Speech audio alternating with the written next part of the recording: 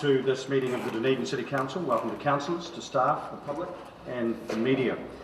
Our prayer today will be led by two people, Lagan Tulko and Geshe Donyu from the Dage Buddhist Centre. Thank you. Welcome.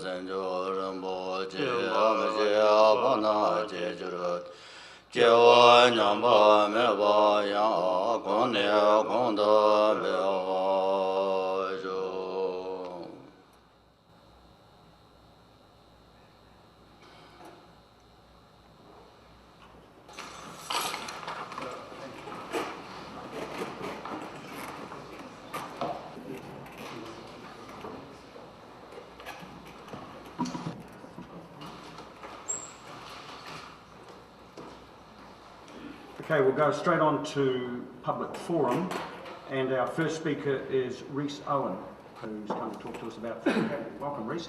If you'd like to just come up here. And you might need to check if the microphone's on before you get going.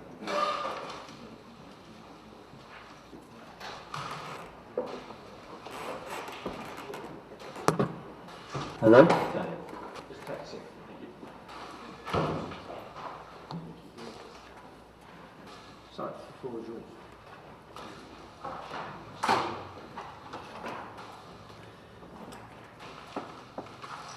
My name is Rhys Owen and I'm a Warrington resident. 3 weeks ago I talked at the Planning and Regulatory meeting. Our community opposed current freedom camping at Warrington for non-self-contained freedom campers. We would like freedom camping for self-contained campers only in an effort to reduce the numbers. Sam Diprose, the Warrington Place Centre president, set up this petition which you all have a copy of. On the front sheet it states the community is extremely unhappy with the current situation. The numbers of campers, the traffic, the impact on wildlife, the impact on environment, the rubbish and human poo in the domain, around the playground and further afield on the spit that is intrusive to the community's way of life, and we will not accept the status quo. In a 3-month period last summer we had 10,000 people camping in our domain. These are the council's own figures. With reference to items 1 and 2 in the petition, we have 248 signatories in this petition calling for a bylaw amendment to make Warrington available for self-contained campers only. Included in the petition are 136 written complaints, each from a different person. Warrington has only 183 occupied dwellings, so this petition is significant. With reference to item 3, at the Planning and Regulatory meeting, Ginty McTavish asked a very good question. She asked council staff, have you considered the environmental impact of this bylaw? The answer was no. On item 3, the New Zealand Sea Lion Trust have since written to the DCC stating that they have real concerns having high numbers of freedom campers adjacent to a pupping site of critically endangered New Zealand sea lions. Allowing high numbers of vehicles and campers at Warrington Domain puts females and pups at significant risk of harassment, injury or death. The Trust would support any moves the DCC may have to relocate the freedom campers to a more distant site. With reference to item 4, at the last meeting councillors asked council staff what the campground owners thought of the bylaw. I don't recall the answer, but I've since talked with Dunedin camping ground owners. They don't want their rates being used to fund a council-owned campground that is in direct competition with their local businesses. They are not full, they have the capacity to take the numbers of non-self-contained campers. They would like the bylaw amended to direct all non-self-contained campers to campgrounds. They oppose the current bylaw as it stands. With reference to item 5, I have talked with the New Zealand Motor Caravan Association. They are working with central government toward a change in the Freedom Camping Act that would make non-self-contained freedom camping nationally prohibited by default. They have legal advice that councils can ban non-self-contained freedom camping so long as self-contained camping is permissible in some areas. They were provided photos of Warrington Domain in summer and winter and agree it is unacceptable. They are working currently with the Christchurch City Council for the bylaw change from 5 non-self-contained freedom camper sites to having a ban on non-self-contained freedom camping. This is exactly what we asked the DCC do.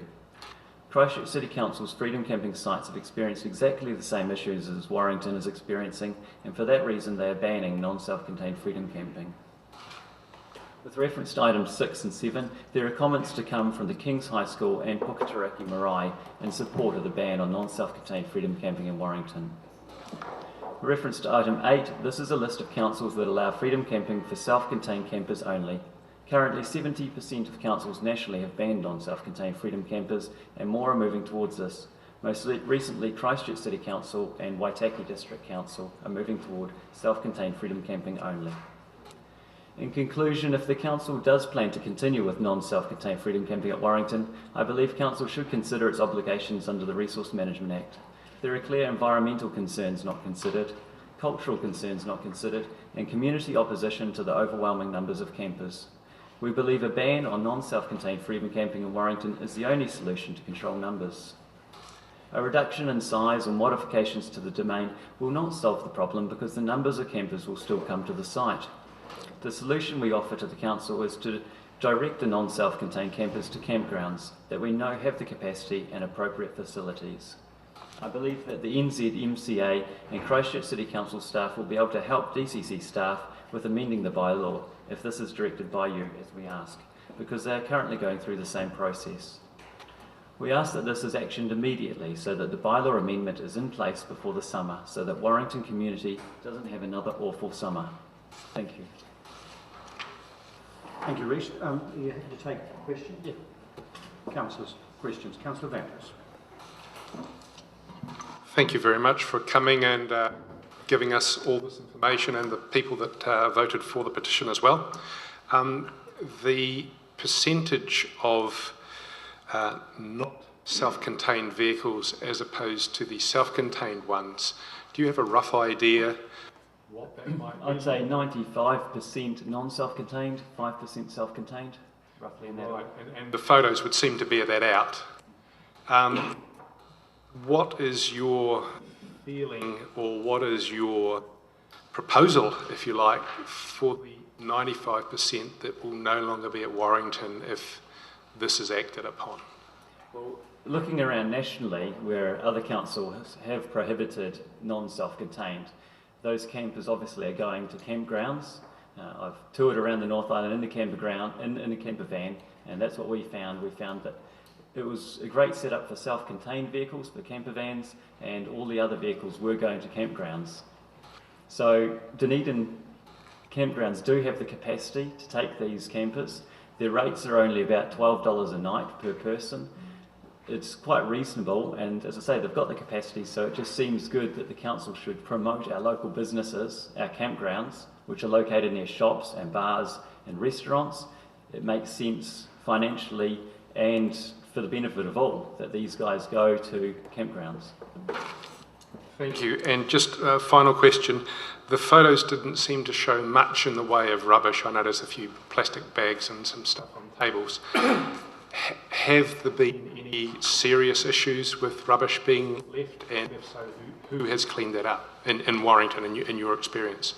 Well, the City Council was very good when we did raise concerns and extra rubbish bins were put in and additional portaloos.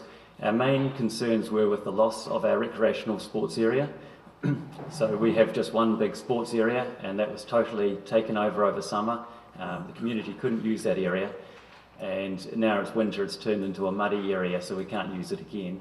Our main concerns are with hygiene in the way of human poo in the bushes around the domain, because it's 400 metres long. There was only 3 toilets, 1 male and 2 female toilets, and we're talking up to 100 vehicles a night, so an order of 200 people sharing just 3 toilets. So there is still toilet paper. There's female, there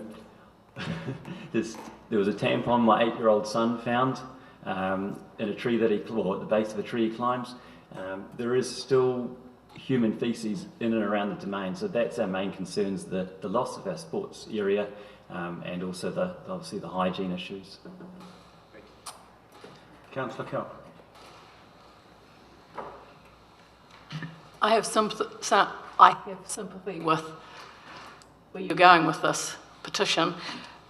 I'd just be interested to know whether you have an idea of what number of the people who've signed the petition are not from Dunedin, as in our residents, and whether, when you say listen to the community, you mean listen to the community including somebody from Christchurch or Auckland or whatever else. I've got no problem with listening to you, and it's not that I think there should be a set number of people concerned. I'm just trying to tease out whether you think we should be listening to people who could be just sending these round to every council in New Zealand, and that's a different thing than what I had anticipated to be our community. So, by far the majority of the people in the petition are from Warrington, and the number actually from outside of Dunedin is very small. So Jackie, my partner, she walked around the streets, she went door to door just asking if people were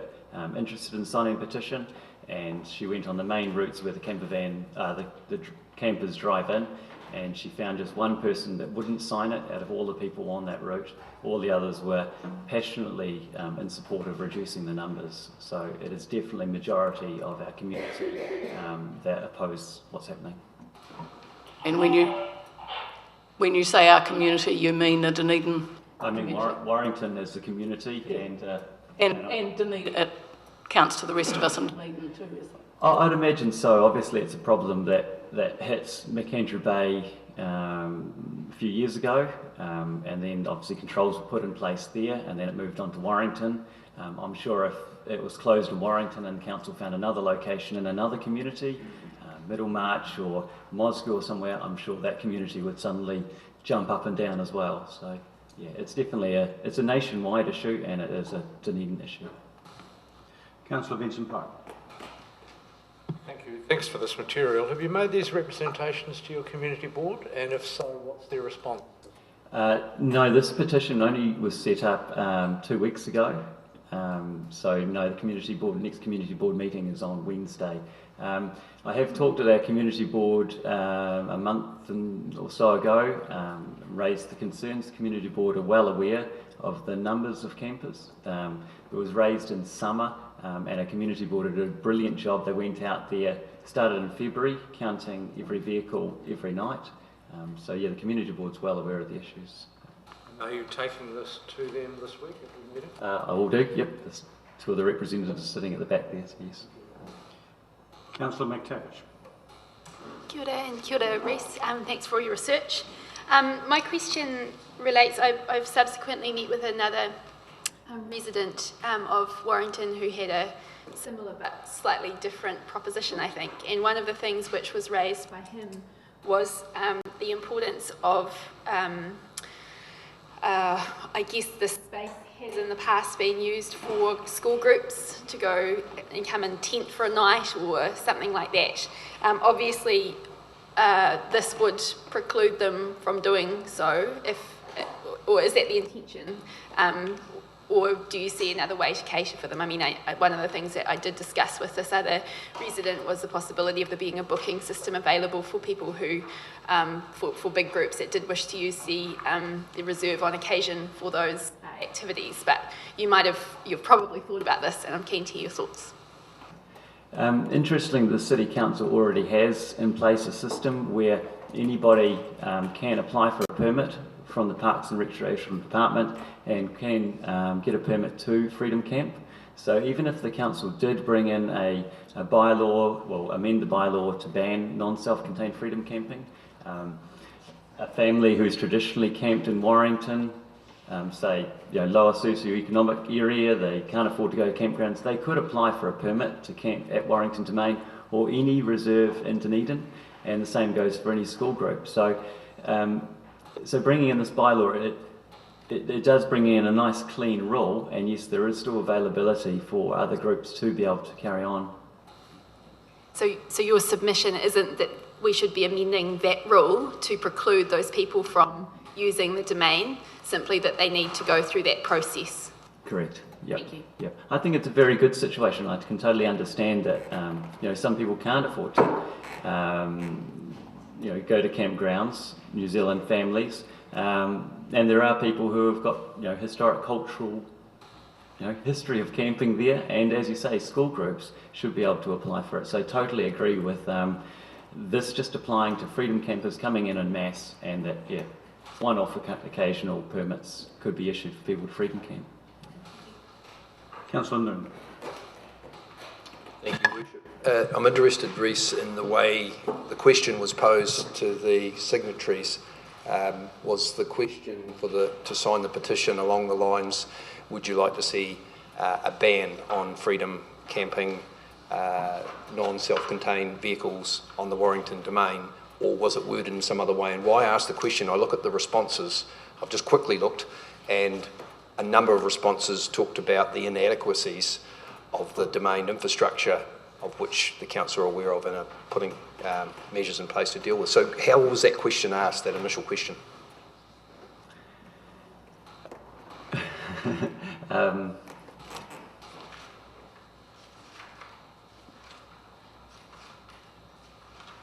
I can't remember exactly how it came across, or Jackie, when she walked around the street, she would have been, I guess, raising the concerns that we share about the loss of the recreational area, about the hygiene.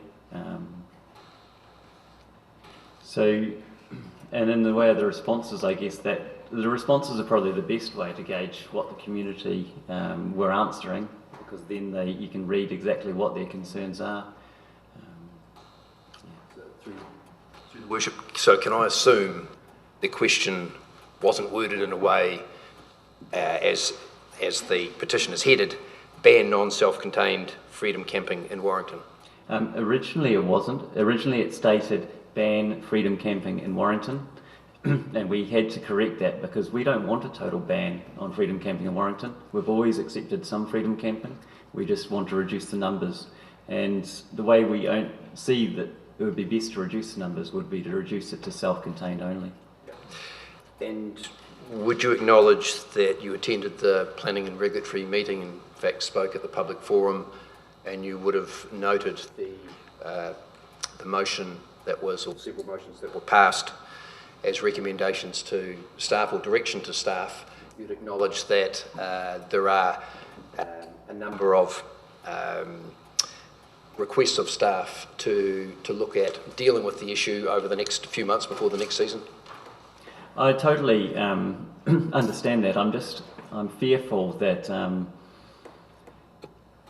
making some minor changes to our domain won't solve the issue. I understand, there's been talk around let's fence off a small area, contain the site. So if you imagine there's, say, a demand for 120 vehicles a night in Dunedin area, and we fence off an area of Warrington to just, say, take 10 vehicles or 20 vehicles, a lot of them arriving very late at night, they'll have nowhere to go. We'll still have the same traffic arriving in Warrington, we'll still have the same problems with them parking randomly. They'll still be there, most of them won't be in the same area, in the site that they're supposed to be, and then there'll be infringement tickets handed out. There'll be the DCC administration of looking after all of the ticketing. You'll have tourists coming to the city getting upset because they're getting infringement notices. It just seems really murky to me, and I just think that the best option would be a nice clean rule, as in let's just ban non-self-contained like other cities have done, and let's Question through the chair. You highlighted the issue last time about the condition of the domain. I know it's a wee bit beyond the scope of the petition here, but how would you describe the recovery of the domain since the fence has been put up to limit vehicle access to the majority of the space? Well, obviously where they drive in is still a muddy area. Yeah, there hasn't been any recovery of the rest of the domain because it's still winter and grass isn't really growing back. It does need a lot of work done to it to turn it back into a usable sports area. And the area where they're parking, there's no grass, it's all stripped off, so it's not in a very good state, no. Further questions, councillors? There are none. Thank you. Thank you, Reece. Appreciate it. Thank you all for your time. Our next speaker at the public forum is Karen Anderson. Is Karen here?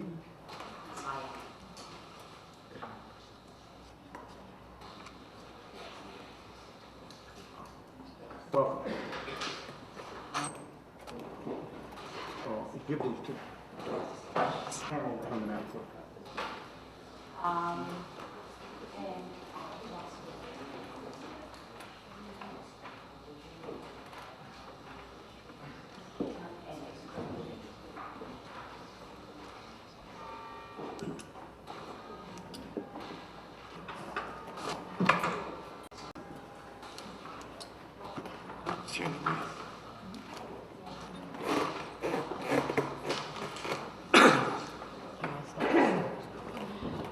Your Worship, councillors,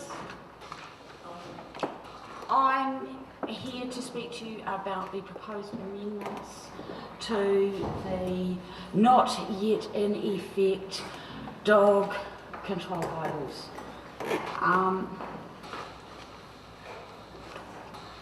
I am here to ask you not to adopt those amendments. But before we get to that, Councillor Pete asked me to convey to you my comments to him, which was that I thought that the way that you struggled to come up with solutions for issues of wildlife was very heartening, considerable consideration and a balanced solution. I think it should have been a rugby field, but it's not politically correct to use male-dominated sports as a measurement for wildlife. But it was definitely well considered, and I thought in the end a difficult situation with a well-balanced solution. That's highly unusual because I have a voice that projects. You can't hear me. Thank you. I also wanted to identify, some of you will have seen Ms. Russia trying to talk to me. The legals are trying to talk to me because they're claiming that the issue I'm raising is caused by me not understanding what is occurring with these bylaws. Can I ask you to consider, that may well be the case, but that conversation ought to have occurred when I raised this issue before submissions closed. It should have occurred when I raised it a month ago after you adopted the not yet in effect bylaws. It should not have been being held during prayer before the commencement of this meeting, at which I've already consumed your time, and myself and two people who have come in to support spent the 2 days of this weekend desperately trying to get together information to make this make sense, to the extent that, as you heard me identify to Pam, I managed to not copy a critical page for one of the annexes, which Pam is going to copy for me and give to you. But nonetheless, this conversation needed to have occurred before I was attempting to sit here. However, to get back to what I actually wanted to talk to you about is that the proposed amendments to the bylaw,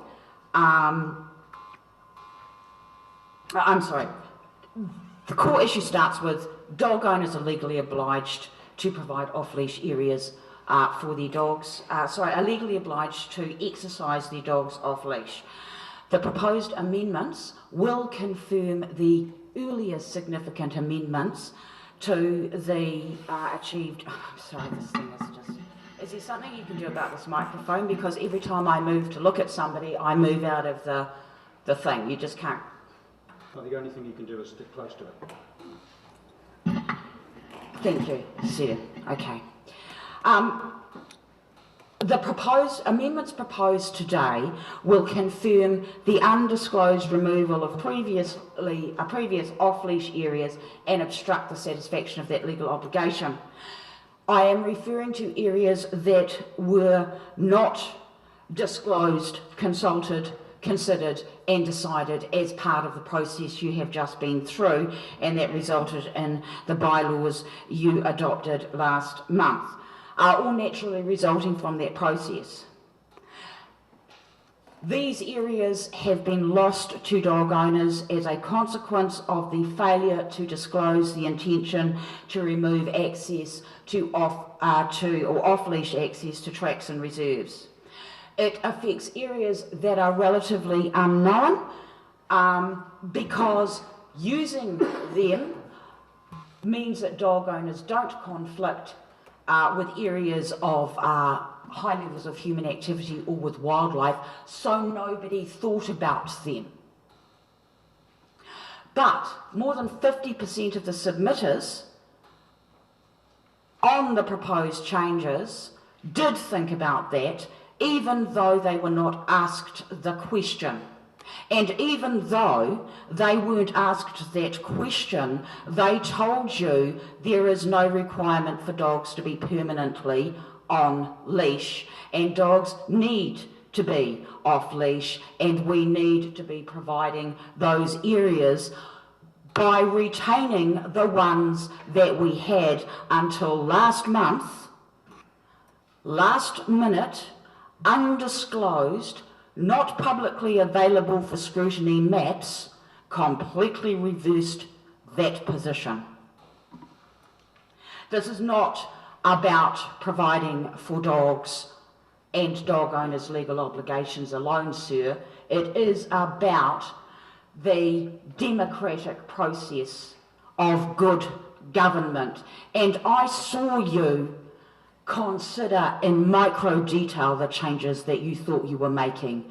I do not believe that you intended to reverse the default position, deprive Dunedin dog owners of 60% of their permitted off-leash areas without realising that you were doing it and without stopping to consider it. Not after the amount of time you spent considering the issues that were disclosed. In simple terms, the way that has occurred is because the bylaws you adopted last month removed the list of generally removed the list of permitted and prohibited areas as lists from the schedules and replaced them with a previously undisclosed map that is only available online and didn't become available. I first saw it Saturday afternoon before you adopted these into bylaws on Monday. The Annex B, this one, from which is missing the very critical middle page that I can't even refer to because Pam's now taken it, that talks about, have you all got it? She's super quick. Do I get one? Thank you. This one's really important. We do recognise these areas: Flagstaff Swampy, Pineapple Track, Quarry Flat.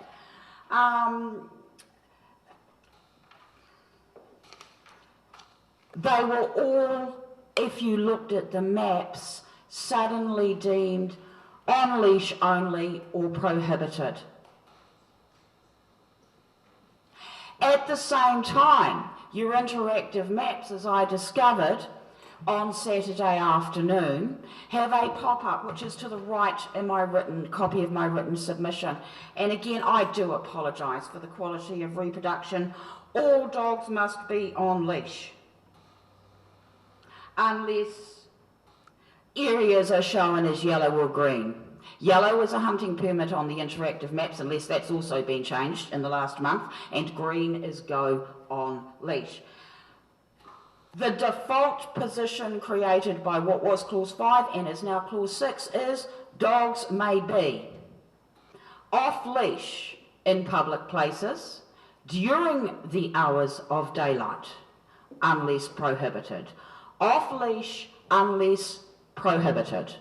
The maps, on leash unless permitted. An exact reversal. Read the proposal documentation.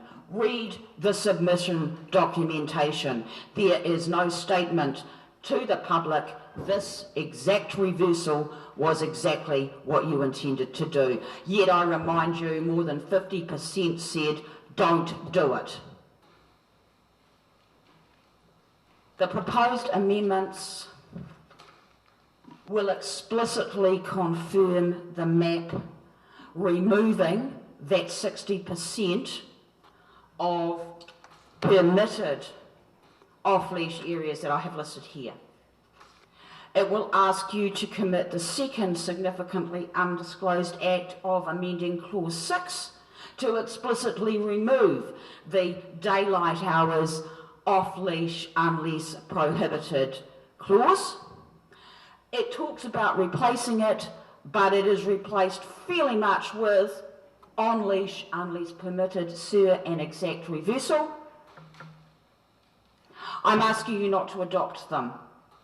I'm asking you to do what I asked staff to do, propose last month.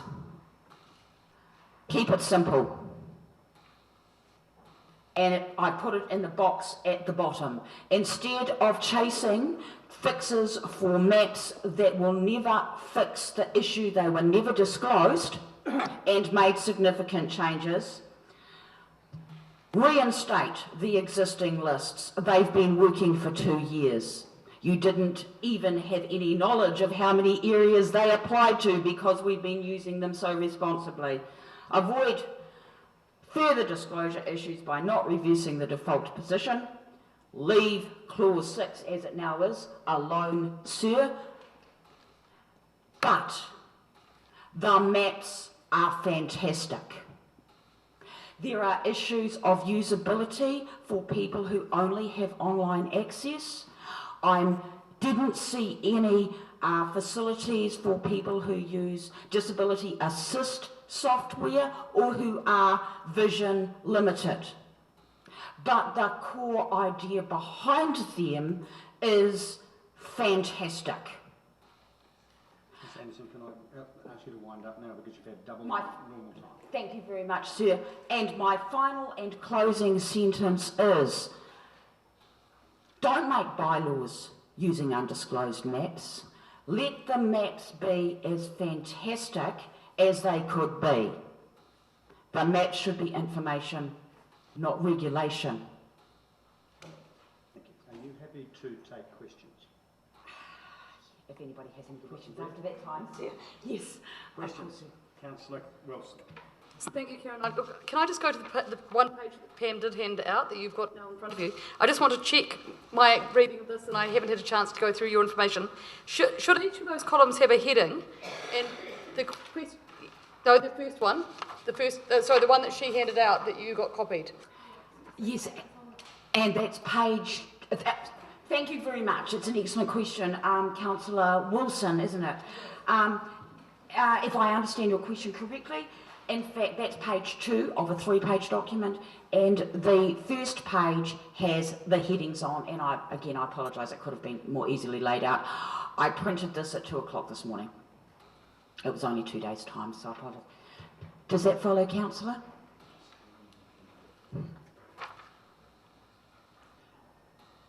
Any further questions? Okay. Now, here's what I propose to do. You are seeking some resolution of your two requests. You're aware that the item is coming later in the agenda. We haven't got to confirmation of the agenda yet, but what I propose to do, in the interests of you not having to wait around if you want to hear the discussion on that item, is when we confirm the agenda, I will suggest to Council, and it's Council's call, that we bring that item up from 25 to basically 18. And that way it won't be very far through the meeting and you can perhaps still be here to hear the discussion. Thank you, sir. Are you happy with that? Very much so. Thank you.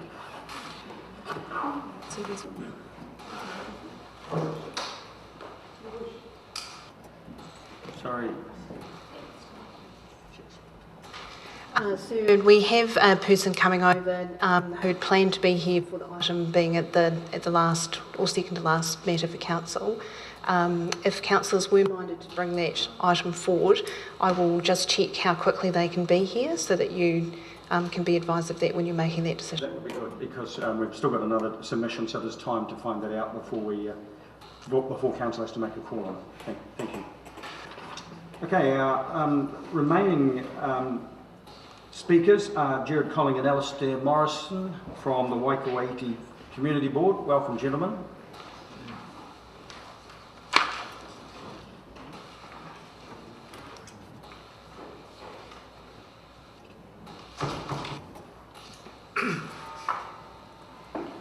Jared, welcome, Alistair.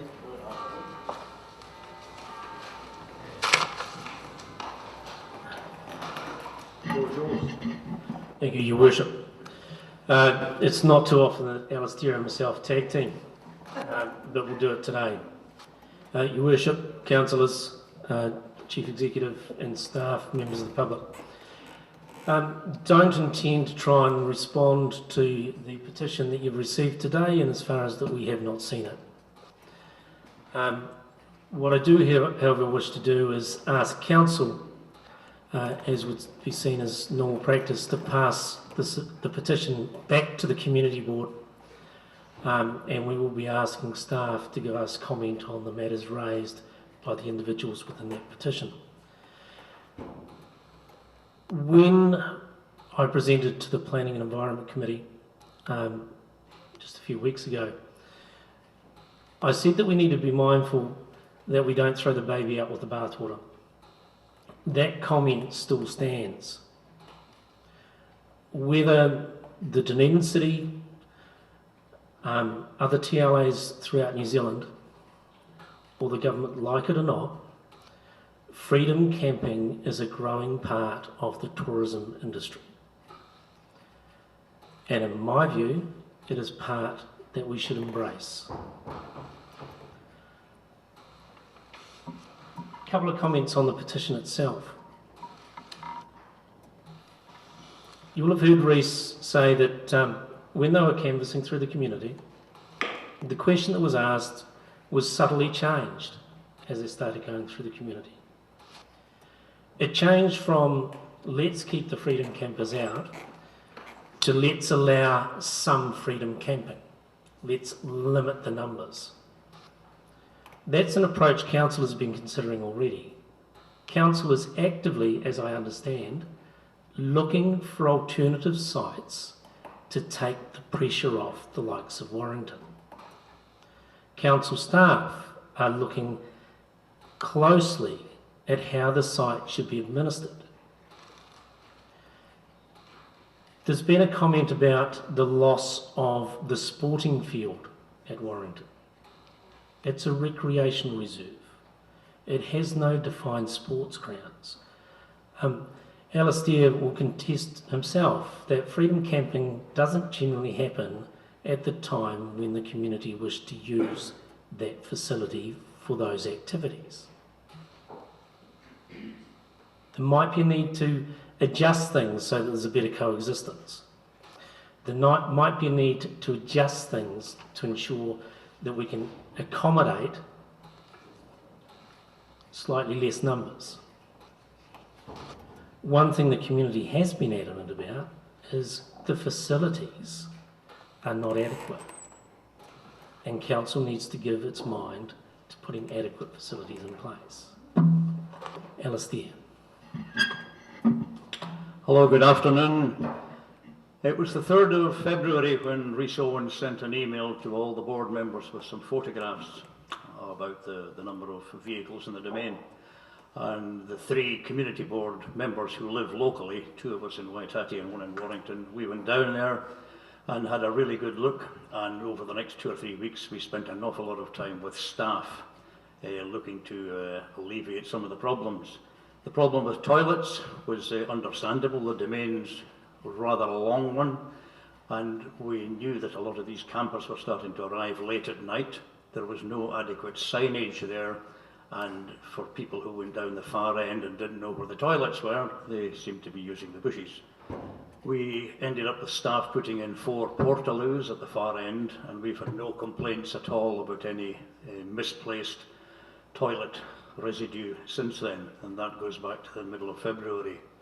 The signage was very, very inadequate, and so we spent considerable time with staff designing good signage for within the Freedom Camping area, and also on the roads leading to it, because there was some confusion for camper vans and cars and whatnot coming into Warrington and wondering where the place was.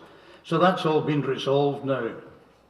Regarding the numbers, the highest number of vehicles on any one night was 105, and that was on Waitangi weekend. The night after that there were 52, and a couple of the nights before that there were 90 odd. The figures that are in your report to the Planning and Regulatory Committee last month are from the spreadsheet I've compiled and kept up to date and have provided to staff. The numbers at the moment are down in single figures. We spoke at that last Planning and Regulatory Committee meeting about what would happen if freedom campers were banned, and the numbers I put together showed that indeed there were probably 10,000 people over a 3-month period. If you stopped them going there, the question would be, where would they go and what would they do? We've spoken to a lot of these people, and they're lovely people, they really are, really nice, mostly young people from Europe, and we ended up getting some of the signage put up in French and German so that they would fully comprehend, particularly with a view to the restricted water supply in Warrington, because in the washing area there it was possible to waste an awful lot of water if you didn't know. And a lot of these younger tourists, well, they can speak fairly good English, they don't necessarily read it well, and the term domain is really unknown to them, which is why we call it a reserve in their terminology.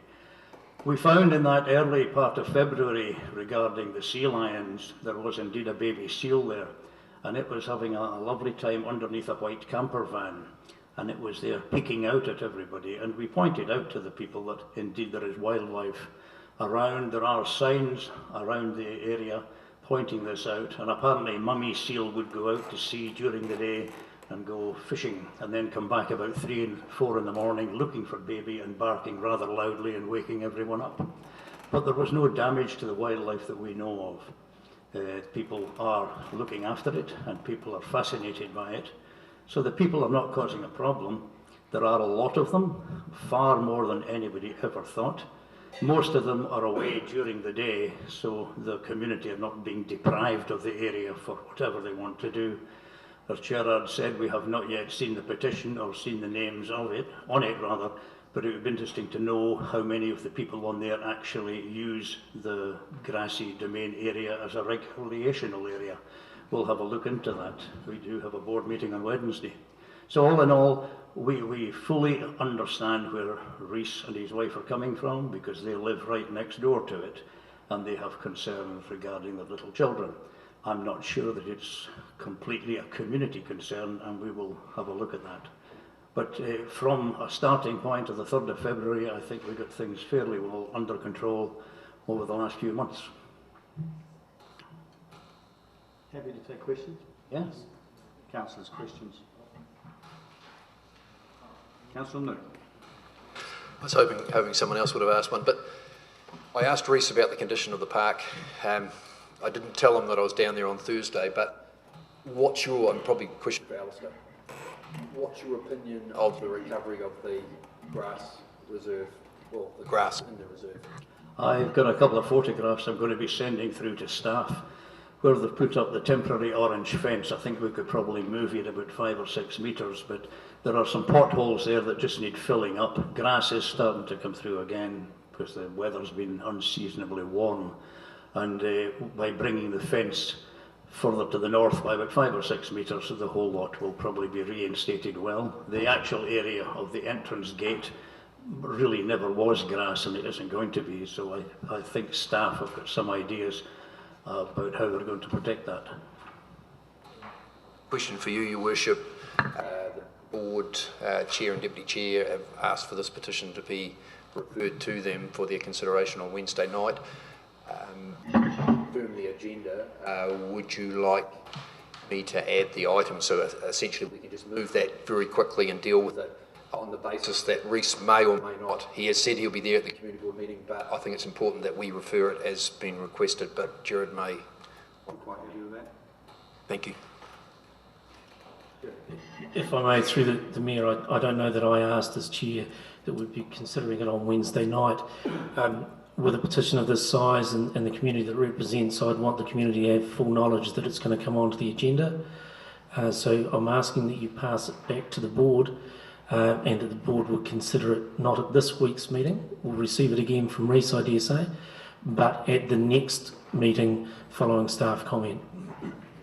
Well, my understanding is it's our responsibility to pass it on to you if that's what council decides when you consider it as it's in your purview. Any further questions? There are none. Thank you, gentlemen.